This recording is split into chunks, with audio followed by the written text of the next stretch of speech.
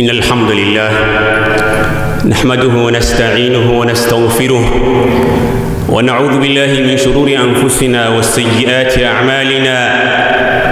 من يهده الله فلا مضل له ومن يضلل فلا هادي له، وأشهد أن لا إله إلا الله وحده لا شريك له، وأشهد أن محمدًا عبده ورسوله وصفيه من خلقه وحبيبه، صلوات ربي وسلامه عليه وعلى آله وصحابته ومن اهتدى بهديه واستنى بسنته إلى يوم الوفاء. أما بعد، إخواني في الله، اعلموا أن أصدق الحديث كتاب الله، وخير الهدي هدي محمد صلى الله عليه وسلم، وشر الأمور محدثاتها، وكل محدثة بدعة، وكل بدعة ضلالة، وكل ضلالة في النار. أجارني الله وإياكم من محدثات وفتن وضلالات هذا الزمان، إنه ولي ذلك والقادر عليه. إخواني في الله، أوصيكم ونفسي بتقوى الله تبارك وتعالى، إنها وصية الله للأولين والآخرين، وإنها الزاد النافع في الدارين. يقول الله تبارك وتعالى: يا أيها الذين آمنوا اتقوا الله حق تقاته ولا تموتن إلا وأنتم مسلمون.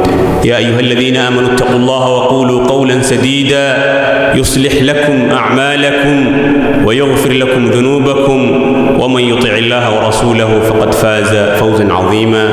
يا أيها الذين آمنوا اتقوا الله ولتنظر نفس ما قدمت لغد واتقوا الله إن الله خبير بما تعملون.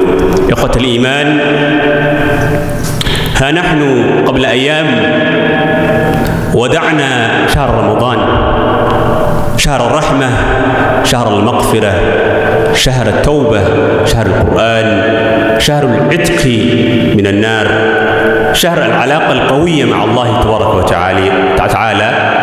ودعناه هذا الشهر بغير رجعة. هذه الأيام ولت مدبرة غير مقبلة، أيام ناقصة من عمرنا وآجالنا. فهل من وقفات، هل من دروس، هل من تأملات يمكن أن نتعلمها ونستخلصها ونستنتج من انقضاء هذا الشهر بتلك السرعة؟ نعم إخواني في الله، بدأت واستقبلناها بسرعة وانتهت بنفس السرعة، وهذه أمارة ودلالة قوية من قصور أو من قصر عمل الإنسان، أي أجل الإنسان وعمره. اليوم نحن إلى المحطة وإلى القبر وإلى الموت أقرب من أمس، بل يمكن أن نقول أن هناك نبوءة من نبوءات النبي المصطفى صلى الله عليه وسلم تتحقق أمامنا اليوم. قال المصطفى صلى الله عليه وسلم: لا تقوم الساعة حتى يتقارب الزمان، فتكون السنة كالشهر، ويكون الشهر كالجمعة، وتكون الجمعة كاليوم، ويكون اليوم كالساعة، وتكون الساعة كاحتراق السفعة. مدة قليلة، أي مثل ما يحترق الحشيش، دقيقات قليلة. انظر كيف بدأت وكيف بدأ هذا الشهر بهذه السرعة وانتهى. فالدرس الأول سرعة انقضاء أيام هذه الدنيا الفانية. هذه الدنيا ليست محل خلود ولا محل استقرار، هذا هو الدرس الأول، وهذه حقيقة نعرفها جميعا. ولكن إخواني في الله، حب الدنيا وطول الأمل وكراهية الموت والركون إلى الدنيا يلهينا عن الاستعداد ليوم الرحيل. المؤمن العاقل والذكي يجب أن يستعد ليوم الرحيل. رمضان الحمد لله رب العالمين جاء وانتهى، ووفقنا الله تبارك وتعالى أعمال جليلة من العبادات، ولكن الدرس الأول الذي يمكن أن نتعلمه هو سرعة الآجال، سرعة الأيام. هذا عمرنا، نحن اليوم إلى المحطة أقرب، والزمن أسرع من أي وقت مضى. وهذه علامة من علامات الساعة إخواني في الله. هذا الدرس الأول. قال المصطفى صلى الله عليه وسلم: أي الكيس من دان نفسه، والعاجز من أتبع نفسه هواها وتمنى على الله الأماني. استعد ليوم اللقاء أخي في الله. هذا هو الدرس الأول. الدرس الثاني هو مفهوم رمضان. ما هو رمضان؟ لنسأل ما هو رمضان؟ ما المقصود من رمضان؟ هل هو رمضان محطة لتزود من العبادة وفقط؟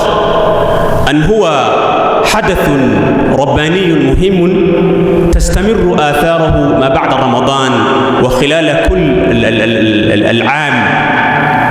نعم، الجواب هو الأخير. يجب أن يكون رمضان عملا أو حدثا ربانيا، حدثا إيمانيا يكتسب المؤمن قوة إيمانية واللياقة إيمانية، قوة واللياقة إيمانية تجعله وتؤهله أن يواجه النفس والشيطان والشهوة والشبهات خلال العام. نعم، هذا هو رمضان. معسكر تدريبي مكثف مثل أي معسكر أخرى يا إخواني في الله. يتدرب الإنسان. لنأخذ مثلا المعسكر الذي يتدرب فيه الطلاب حين تخرجهم من المرحلة الثانوية. مثلا الطالب في المرحلة الثانوية بعد التخرج من المرحلة الثانوية هناك عرف سائد في أغلب دول العالم أنه يتدرب في معسكر معين، معسكر تدريبي يسمونه الخدمة المدنية أو الخدمة العسكرية أو ما شابه ذلك. والغرض من ذلك أن الطالب في المرحلة المدرسية الثانوية وما قبلها هو يعيش في كنف الأسرة بين حب الأم وحنانها وحماية الأب وتوجيهاته وتربيته، وبين أنس الأشقاء. يعيش في هذا الكنف مدللا يعتمد عليه في كل شيء، ولكن بعد التخرج من الثانوية يواجه الحياة بكل بقسوتها ومشاكلها وعنفها، يواجه بالنفس بصدر عاري بخبرة قليلة، فيتم تدريبه ليكون إنسانا يعتمد على نفسه. يقولونه إعداد مواطن صالح. المواطن الصالح الذي ينفع نفسه وأسرته وأهله ووطنه وأمته. إعداده هذا في المعسكر المعروف بيننا، وكثير منكم قد تدربتم، ربما قد تدربتم. والهدف من هذا المعسكر أن يواصل الطالب النماذج والقيم الإنسانية، القيم الوطنية التي اكتسبها في المعسكر، يواصلها من خلال حياته فيخدم لنفسه ولأسرته ولوطنه. نفس الفكرة رمضان عندما يكتسب المؤمن هذه النماذج الإيمانية. انظر مثلا في هذا المسجد وفي كل مسجد في هذه القاعة تدربنا من خلال 30 ليلة، يوما وليلة، صلاة وصياما وقياما، قراءة، صدقة، وصنوف أخرى من العبادات. فيجب أن تستمر هذه الأعمال، يجب أن تستمر. أحب الأعمال إلى الله أدومها وإن قلت. نعم، أدومها. لا تكن رمضانيا، لا تكن من يعرف ربه في رمضان. رب رمضان كان رب شعبان، سيكون هو رب شوال ورب كل الشهور. فيجب أن تستمر هذه العبادة، هذه العلاقة. نعم، يا أيها الذين آمنوا اتقوا الله ولا تبطلوا أعمالكم. لا تبطل عملك بالرجوع إلى الذنوب، لا تبطل عملك بالعودة إلى المعصية. نعم، حافظ على هذه الأعمال أخي في الله.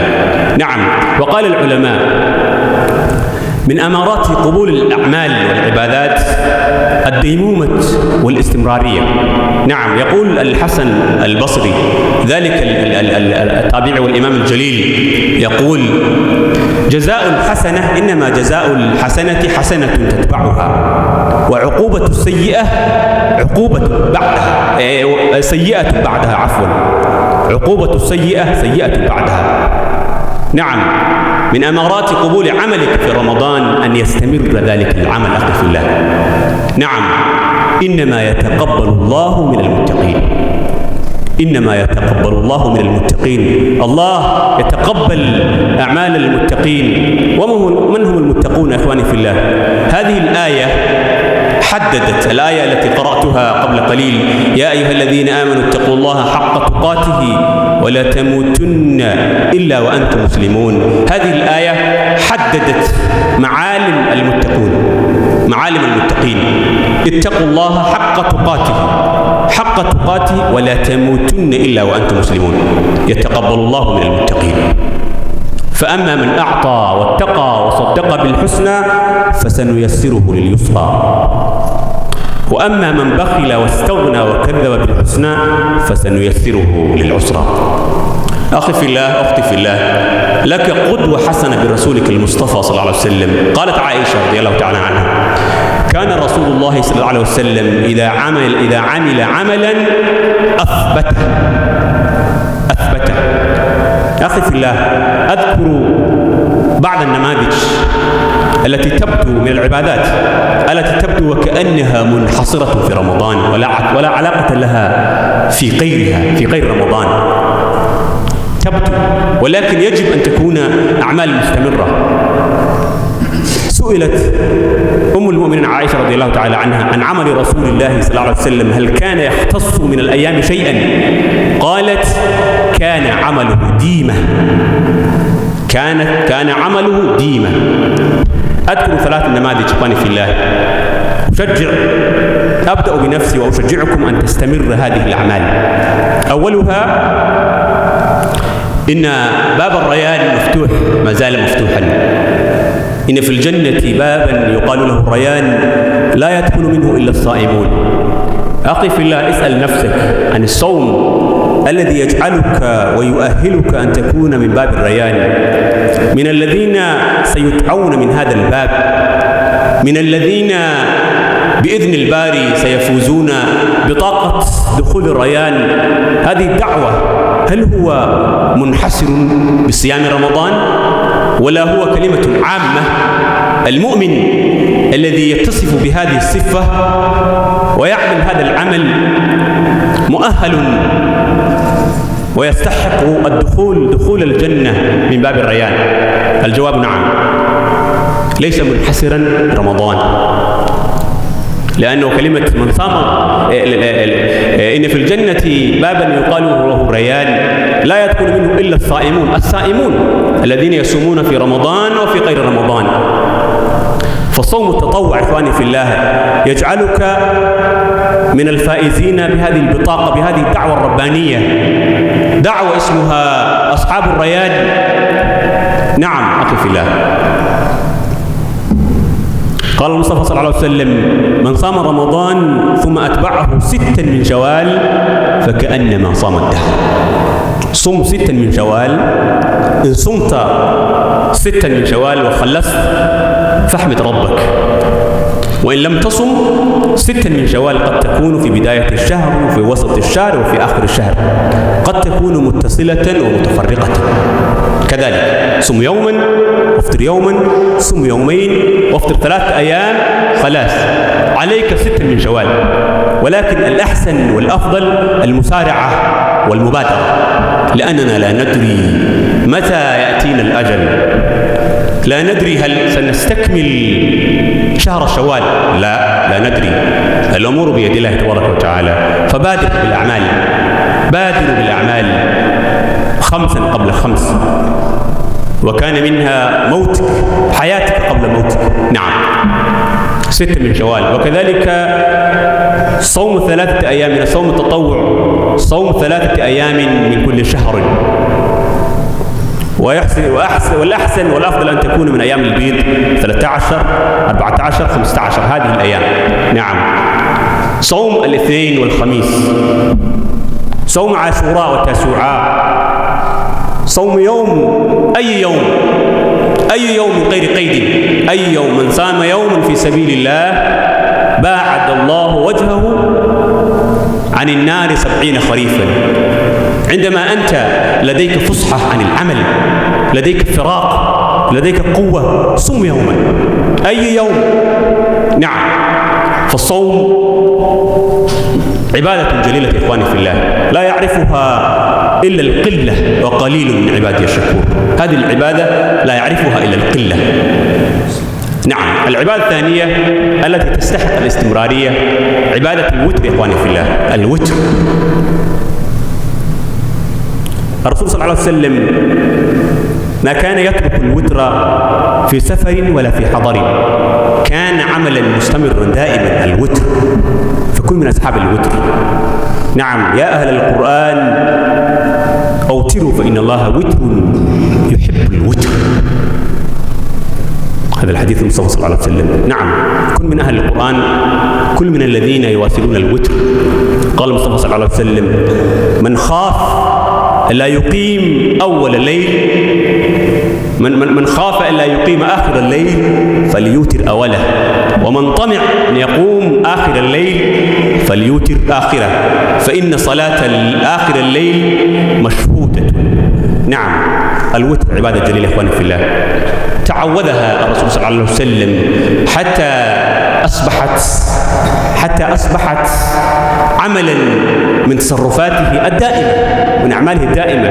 نام ليلة من الليالي قبل أن يصلي الوتر، فقالت عائشة: يا رسول الله أتنام قبل أن توتر؟ فقال: يا عائشة إن عيناي تنامان ولا ينام قلبي، ما يدلك أن الرسول صلى الله عليه وسلم لم يترك هذا العمل يوما. نعم أخواني في الله.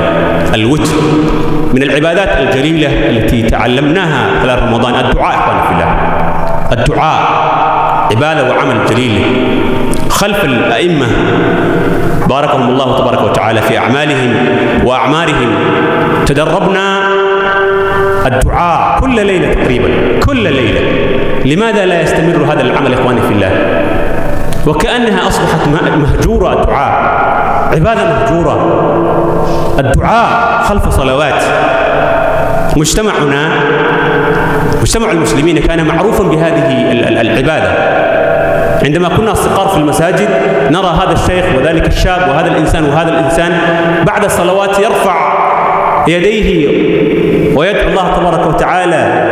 أما اليوم وكأن هذه العبادة تقريبا مهجورة في مساجدنا بعد الصلوات. يجب أن تستمر هذه العبادة إخواني في الله. نسأل الله تبارك وتعالى أن يلهمنا رشدنا وأن يجعلنا من الذين يستمعون القول فيتبعون أحسنه، إنه ولي ذلك والقادر عليه.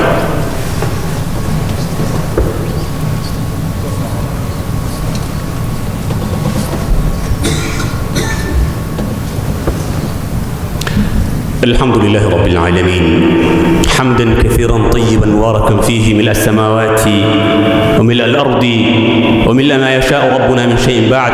اللهم لك الحمد حتى ترضى، لك الحمد في كل وقت وحين، ونشهد أن لا إله إلا الله وحده لا شريك له، ونشهد أن محمدا عبده ورسوله وصفيه من خلقه وحبيبه، صلوات ربي وسلامه عليه وعلى آله وصحابته من اهتدى بهديه واستنى بسنته إلى يوم الوفاء. اللهم صل على محمد وعلى آل محمد كما صليت على إبراهيم وعلى آل إبراهيم إنك حميد مجيد. اللهم بارك على محمد وعلى آل محمد كما باركت على إبراهيم وعلى آل إبراهيم إنك حميد مجيد. إخواني في الله، هدان تمعنو إن حوغا سوكو بنو كلامكي أم هذالكي أن هذا النري بشي رمضان والله تبارك وتعالى إن قد إن سوغارنو ina waafajiyeyna badankeena ama kulligeenba ina waafajiyey inaynu acmaal jaliil ah gudanno. waa u dhammaaday, bishaas waa dhammaatay, waa ina dhaaftay.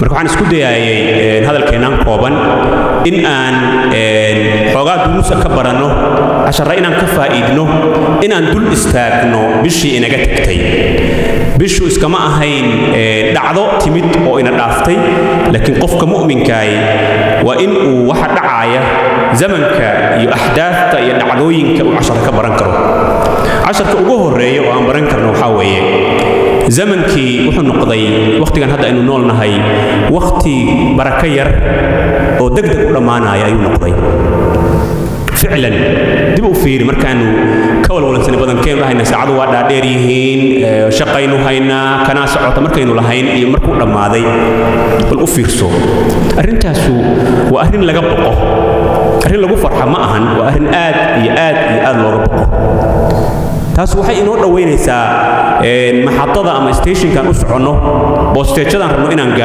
gaarno oo u soconno waana mowdka boosteejadu mid kale ma aha meesha aan u soconnay ina gaarsiinaysaa ma siman yihiin bilaahi calaykum qof rati ku safraaya ama dameer ama faras iyo qof diyaarad ku safraaya siman yihiin saasaa moodaa hadda inay tahay waqtigii aad u baraka yar yahay safarka ama rixlada aan ku jirno oo geerida ugu soconnana aad iyo aad bay boobsis u tahay kuwana fillah darsi muhim ah oo qofku inuu istaago waxa weeye oo ka fakaro waxa uu samaynayo iyo hawsha uu ku jiro ka fakara weeye muhim ma ahan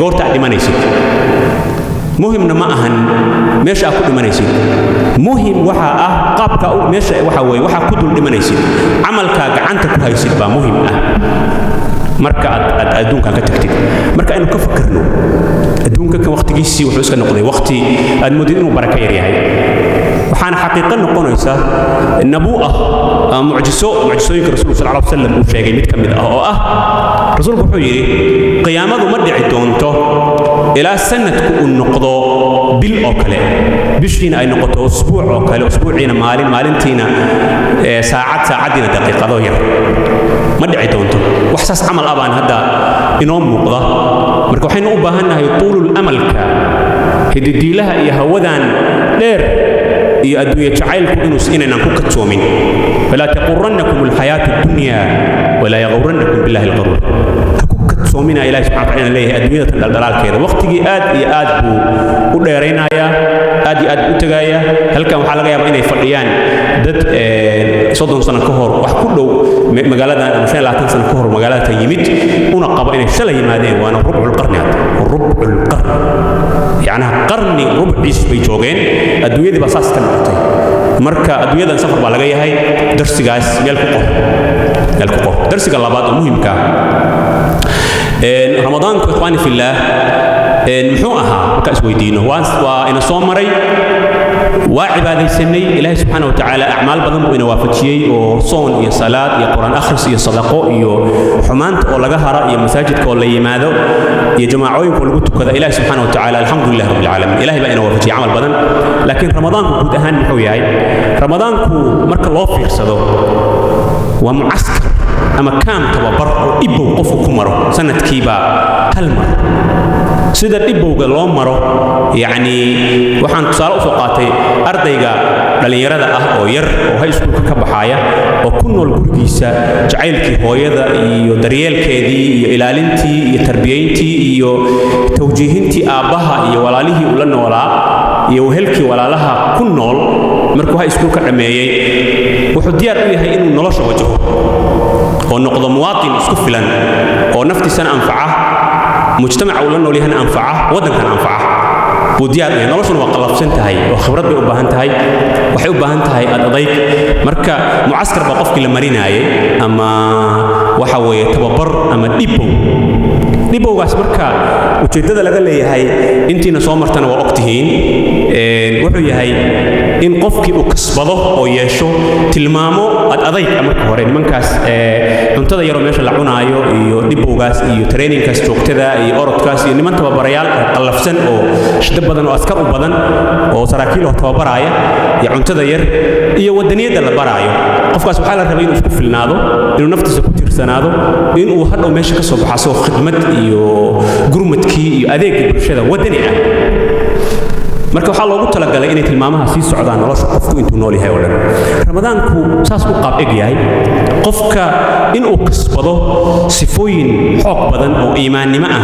qof mu'min ah oo ilaahay subxaanahu wa tacaala ku xiran wajihi kara shaydaanka wajihi kara bilaha kan soo socdo 12ka nafta wajihi kara shahwada nafta iyo shahawaadka ee shubuhaadka waxyaalaha madmadowga u muuqanaya iyo khaladaadka iyo waswaaska wajihi kara saasa loogu talagalay ramadaanka acmaasha marka ramadaanka la sameeyay inay sii socoto way ikhwani fillah acmaasha inay sii socoto way علامات أدخل وإله سبحانه وتعالى إنه سنقبل عمل كاجي يا علماء يقانان هدي عمل كأسمين يسوي هالك كتوق سدو أما خلادات رمضان كهر سمين جرت وإسكت يسي أدم ونقطي خلادات هذا يقان نفط هذا خلادات يدنوب السمين جرت هذا تقول لعبتي أعماشين أتوجسد يعني ووح لجنة علماء وحوي يقان رهان قفك إن عمل كلجا أقبلي وحيالها اللي هو قرته وحكم ده إن عمل كيسي صعب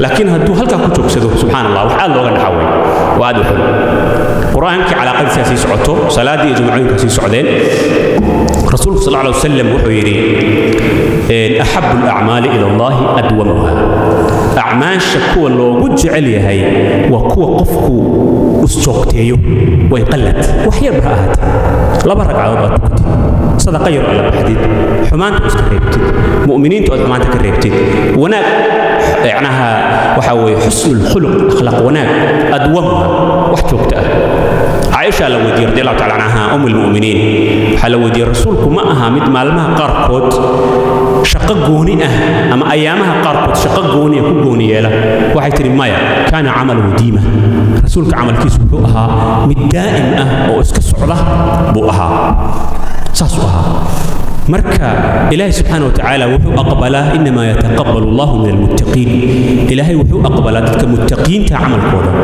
متقين تنا وكوى عمل كود أصعد سيد آياتنا كفهمينه يا أيها الذين آمنوا اتقوا الله حق تقاته ولا تموتن إلا وأنتم مسلمون إلهي كبقى بقدينتنا وإن أيتهي مت سعوت إلى أدمتت ساسوي ما أهن مت بل أنت إلهي العابد والقرآن الأخرية أو لفي عناده لنقضه marka ikhwani fillah saddex amal baan isku dayay inaan soo koobo oo laga yaabo inaynan badankeedu xiriir la lahayn ramadaanka waxaan ahayn amalka koobaadi waa soonka waa cibaado cajiib ah dadku dhan ma yaqaan ikhwani fillah waxaa jira xadiis sallallahu alayhi wasallam ka sugnaaday uu leeyahay rasuul sallallahu alayhi wasallam jannada waxaa ku yaal albaab la dhaho rayaan albaabkaas waxaa ka gala dadka soomkaas marka isweydii akhi wa ukhti ma soomka bisha ramadaan kaliyaha mase waa soom oo dhan صوم ودن وين صومك سنها وحكادي كرا يعني كوا الله تبارك وتعالى وسوء قول هذا إن الباب كلام كل استيفيتيشن كأما ضيافة أما مرتقات كإله سبحانه وتعالى من أهل الريان اللي بسي بطاقة يكون قرنتها مكار اللي بسي هو من أهل الريان هي من أهل الريان اللي بيلاده صومك رمضان يصومك كلا تبع وكادي كراساس مركا رسولك حيري قفكي رمضان صومه إلهي وافتي ولح مع الموت راعي وشوال وحلمديها أسقو سنة كان صومنا ولمديها لأن الحسنة ب10 أمثالها الحسنة ب10 أمثالها صح طيب رمضان مركا دميسيد لحدا هذا ما نوضح دينا رافت السبتدي إلى شلي لح ما نوضح هاي هذا صومت الحمد لله هذا صومين لح كلا صوم خاصة ما إن لحدا هريهين خاصة ما إن سكوحي كتجان حكي صومي كرتا بلوغا رماتك لحدا ما يشربتي وسكوحي كران مالين صوم مالين أفور لكن صدق في عن وين أسلاف سيد ما أوجد أنت أدون كان سيجوج دوت دي إن أدوش أما يسندوت ما أوجد صوم مالين أفور صومك أقول فضلك بدن برسول صلى الله عليه وسلم يري أفضل الصيام صيام نبي الله داود عليه السلام صوم كسب أقول في عنه كان يصوم يوما ويفطر يوما مالين بصوم يشري مالين أفطر يشري خميسة سنين تي خميسة ولا صومنا وصون عجيبة تذكر أنا ما يقانين ده يربى يقانه هذا مركب وسرت صومك وسرت قفك يا أول حيسة إيو إله سبحانه وتعالى وسرت jirta laba sano ka hor aniga oo waxa weeye meel high school jooga klaaska markii ilmaha birrifta loo sii daayo qadada ay aadaan iyo fasaxa 30 daqiiqo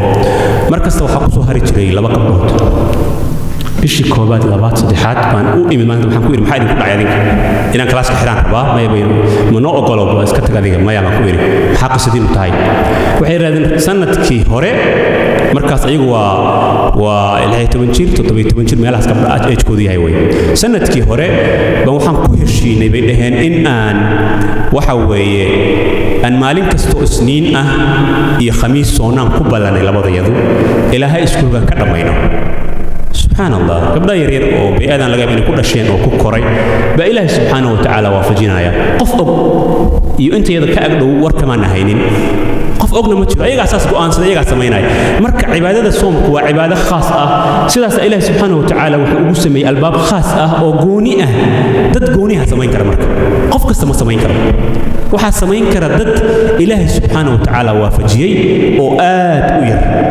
waxaa dhahaa waa liwaa u saalixiin calaamada dadka saalixiinta ah oo dadka atqiyada lagu yaqaano way soomka marka ilaahay subxaanahu wa tacaala xiriirka la yeelo soomka cibaadadka cajiibka oo kale waxaa ka mid ah witriga matalan witrigu ikhwaani fillah waa cibaado cajiib ah oo rasuulku sallallahu alayhi wasallam uu waligii samayn jiray uusan ka tegin witrigu wuxuu noqon karaa hal ragcad ah oo marka cishaha tukatid inta waxa weeye salaada raatibada labada ragcadood raatibada tukatu noqon kara hadii ilaahay ku waafajiyay ina qiyaamul layl samaysid oo soo kacdid hadii sida fadliga badan waa marka dambe inaad tukatid ragcad baa u yar waxaana ugu badan ilaa 12 ragcadood marka cibaadada witriga ah oo aynu samayn jirtay hameen kastaba aynu halkan samayn jirnay aynu isku dayna soo celino cibaada inay joogto laqad kana lakum fi rasuulillahi uswatun hasana liman kana yarju allaha wal yawmal aakhir rasuulka waxa idin ku sugnaaday ku dayasho wanaagsan waa hadad ilaahay inuu idin dhaafo iyo maalinta qiyaam rajo ka qabtaan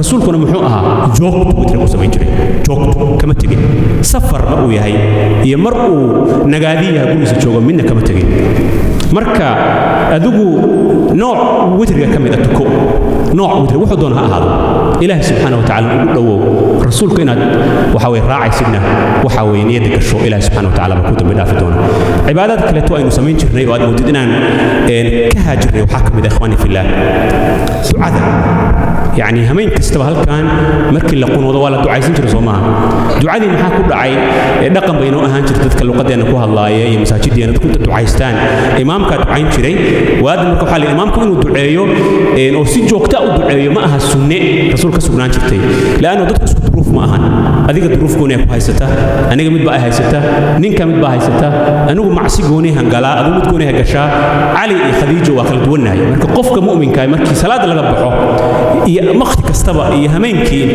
توقعوا إنه جماعة كرتاجو وعباده عجيبة دعادنا واحد تسنيسا الضونيمو واحد تسنيسا باهي الله أقبت تبارك وتعالى وأدوات نسكف الله يمكن تسنيسا مركب حالتها وأنه عيالك أمام مقالة وقول عجيب سن وقف الضونيمو كسبندقو الضونيمو كسبندقو إنه باهي وجهك مركب لدقو واحد تسنيسا الضونيمو يقف ذليل إنها تاي marka sidoo kale gacmaha taagtid adoonima tusaysa marka cibaadadaasna ikhwaani filaahi si wadno inaan joojinin barakallahu walakum allahumma rabbana atina fid dunya hasana wa fil akhirati hasana wa qina adhaban nar allahumma thabbitna ala alqawl thabit fi alhayat ad-dunya allahumma thabbitna fi alqawl thabit fi alhayat ad-dunya allahumma thabbitna ala alqawl thabit fi alhayat ad-dunya allahumma ij'alna min alladhina tuthabbituhum يا الله ربنا ظلمنا أنفسنا وإن لم تغفر لنا وترحمنا لنكونن من الخاسرين قوموا إلى صلاتكم بارك الله فيكم